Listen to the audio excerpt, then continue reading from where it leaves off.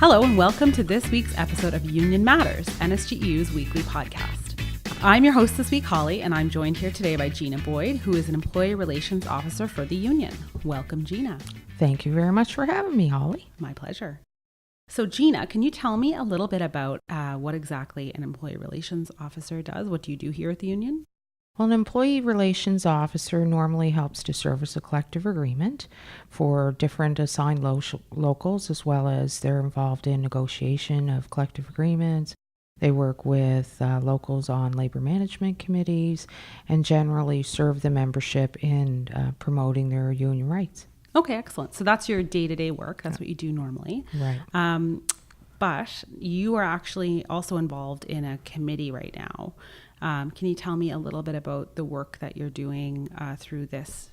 It's a working group on domestic violence. The members of NSGEU, as well as several other unions, have submitted resolutions to their convention over the last decade, wanting improvements and wanting things done with respect to the issue of domestic violence. So the working group that I'm currently working with is through the Federation of Labor, who represents all the unions in Nova Scotia. And we're working together to promote and to push for legislative rights for people who suffer from domestic violence. Can you tell me a little bit about what exactly domestic violence leave is? Like what the concept is I know it is in other countries, like New Zealand and the Philippines have national legislation on this. And here in Canada, we have Manitoba and Ontario already have 5 days of paid leave. Mm-hmm. And so it's kind of piecemeal throughout the country. But what exactly is the concept of domestic violence leave? So the concept is that there is two different type of leave provisions within a domestic violence leave scenario. So the days that you talk about that are paid in other provinces, mm-hmm. Here we're trying to get 10 days of intermittent leave. Intermittent means that you can use that leave by way of a couple of hours, half a day, a full day, and those leave provisions we are hoping and we are lobbying to have as paid leave days.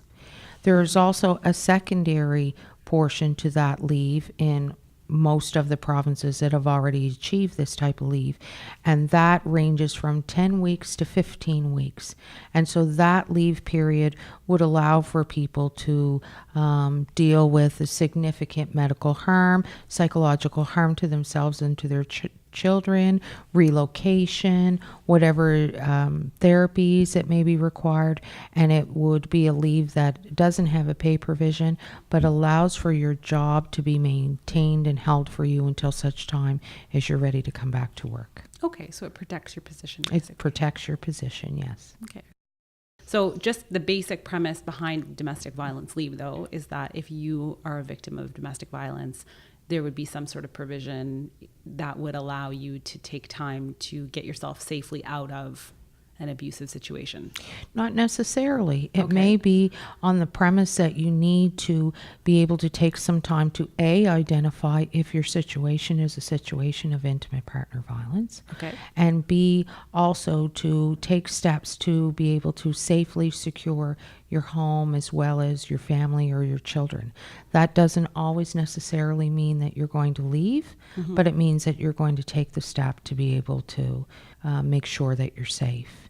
The other thing with respect to principle, I think is really important for people to consider is we often in the union movement talk about occupational health and safety issues and an injury to one being an injury to all.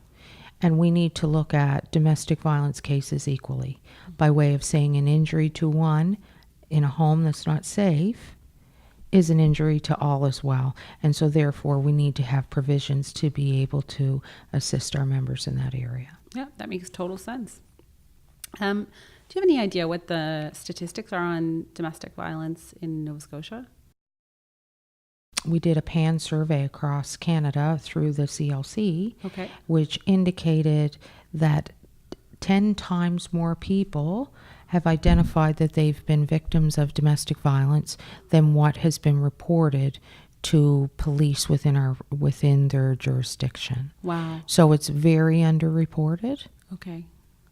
So how did you get involved in the working group? So because I've spent some time in my job as an employee relations officer trying to negotiate language for unpaid and paid leave, as well as for policies, I was invited to attend this group that's inclusive of other unions as well as our Federation of Labor President, Danny Kavanagh. And with that working group, we wrote a labor policy paper on what union's position is on domestic violence and what it requires moving forward for workers. And so the labor movement's overall position has 4 very distinct important points. And the important points are that, number 1, we want an intermittent paid leave provision of 10 days. And we've been lobbying government to try to get those paid intermittent days.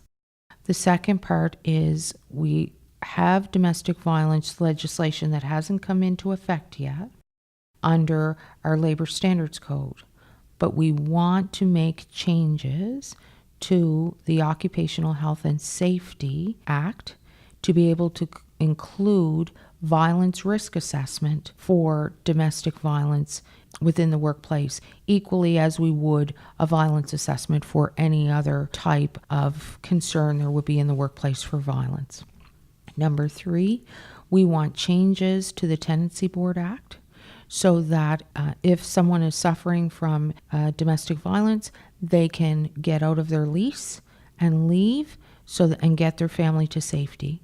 Currently, there is some provisions allowing you to be able to leave, but it comes at a financial penalty. So we're trying to get the financial penalty removed from that. And fourthly, we're looking under that Occupational Health and Safety Act to get provisions that would require the employer to have a policy in the workplace so that, again, we can get those resources to employees upon hire and available to them, equal to how, if you're hurt at work, everyone in the workplace knows that you have to fill out a WCB form if you're covered by WCB, and it's made available to you. We want the resources to be that instant and that quick to be able to get to our members. Okay, that sounds pretty reasonable.